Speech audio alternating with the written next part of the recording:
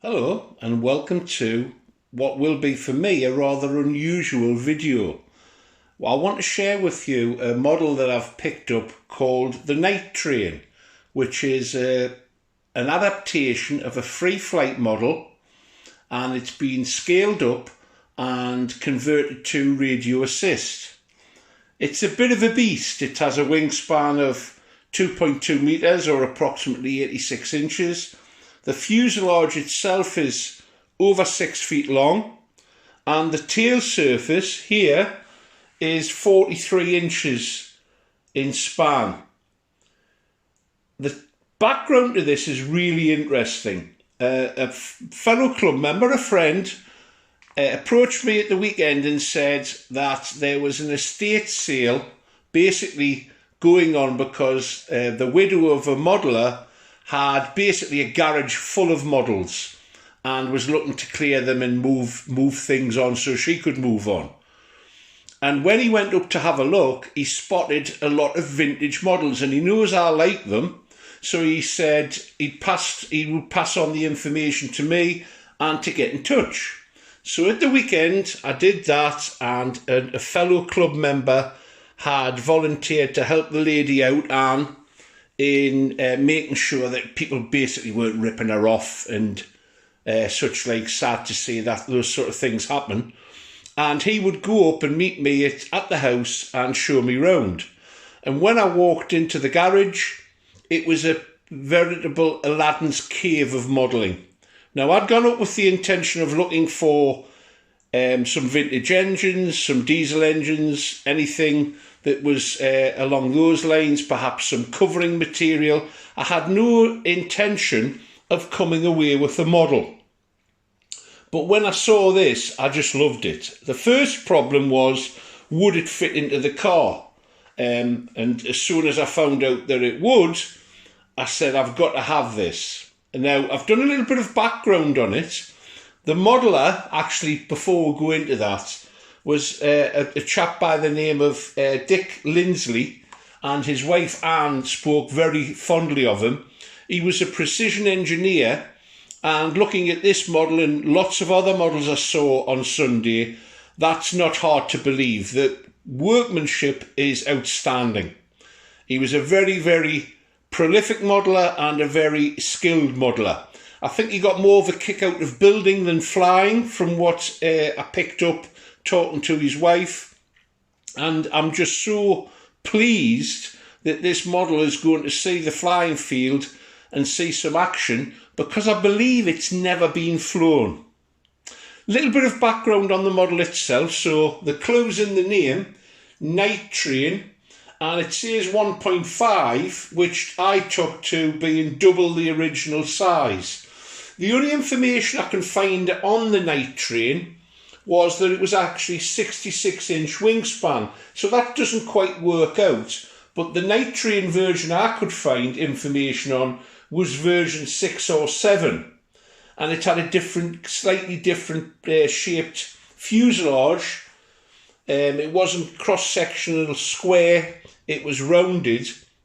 So I don't know if this was an earlier variation or whether Dick simply changed it as he thought fit.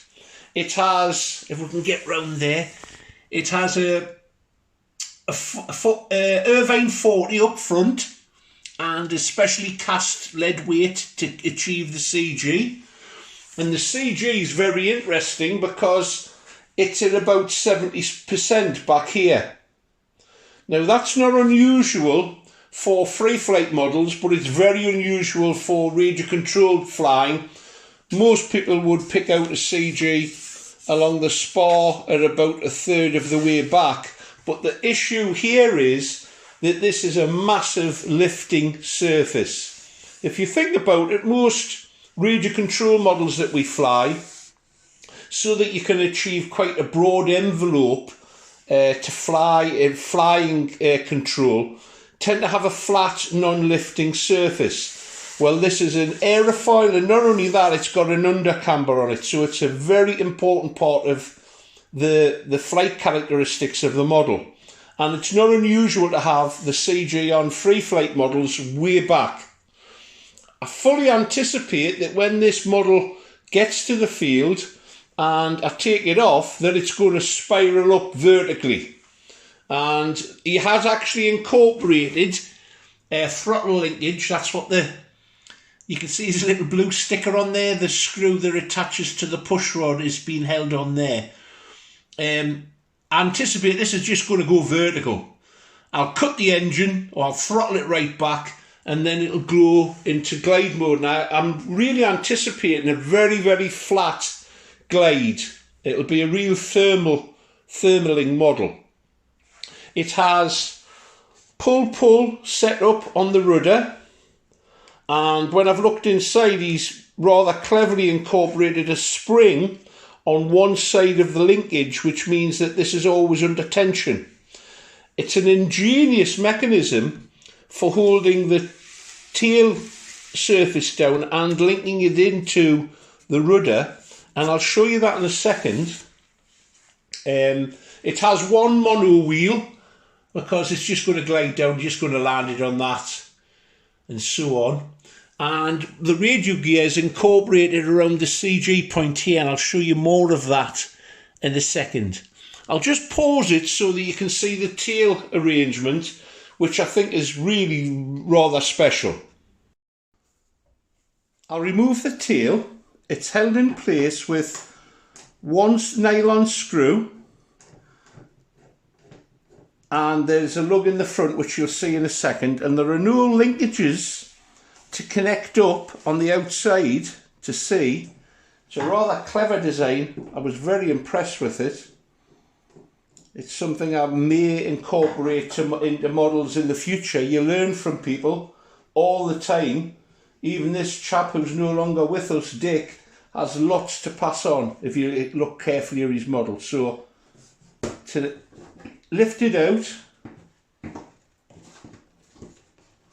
and that's it, separated. The surface actually has been hinged with using the covering as a hinge, which creates a very efficient aerofoil. You can see that on the rear side, what we have, lovely, even this has been varnished and finished off very, very neatly, the mounting tab. You have a lug, if you can see that, with it's actually got a bit of nylon tubing attached to the metal part, and that slots into, see if I can show you, here there's a tongue.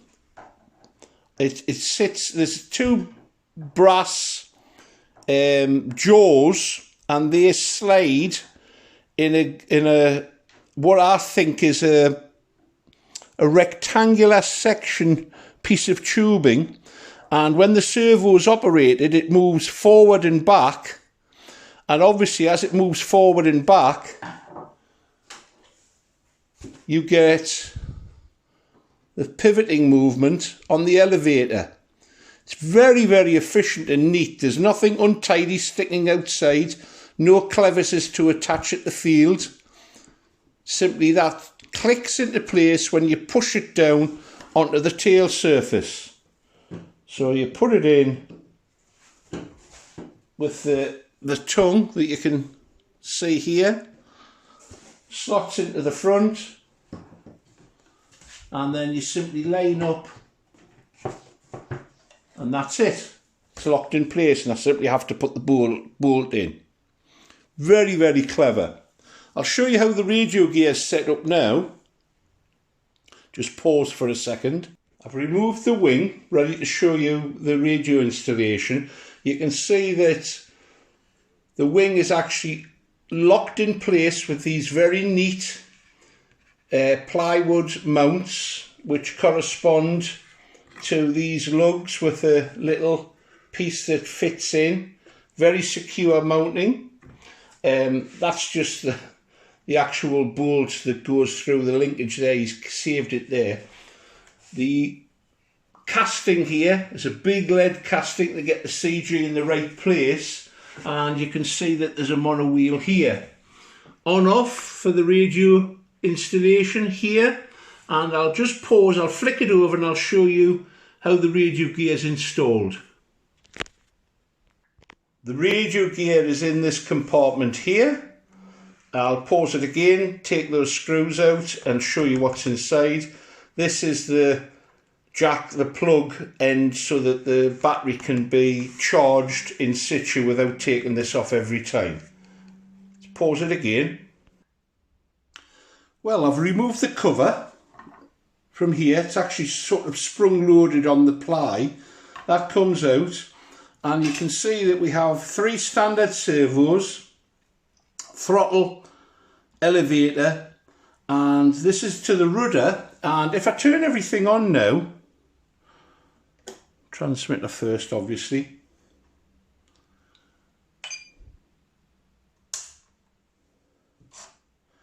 I only had to take out the receiver, which was an old 35 meg Futaba receiver, and I've replaced it with a Spectrum one here just for setup. You can see here, there's the rudder control, the elevator and the throttle, and I hope you can see, I'll try and zoom in a little bit. You can see that one side of the rudder has a direct link and the other has a spring. And the advantage of using this method is that the spring maintains tension on the pull-pull system. And it works beautifully. This was the original battery. Let's just take it out. Obviously all the padding I've taken out, it was nicely padded in and secured. It's if I show you there, it's a 4.8 volt 250 milliamp battery. I think I could put a full size pack in here with negligible effect on the CG because it's just slightly forward of it. And you can see the setup. If I turn this round, bear with me. There's the engine, and this here is a big cast lead block to get the required CG. So I'll put it back together and let you see the surface is working, and then we'll wrap up.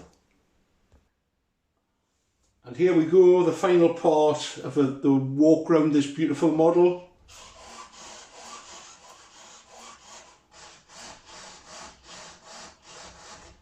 What a lovely model this is. I'm so proud to have the opportunity to take this on.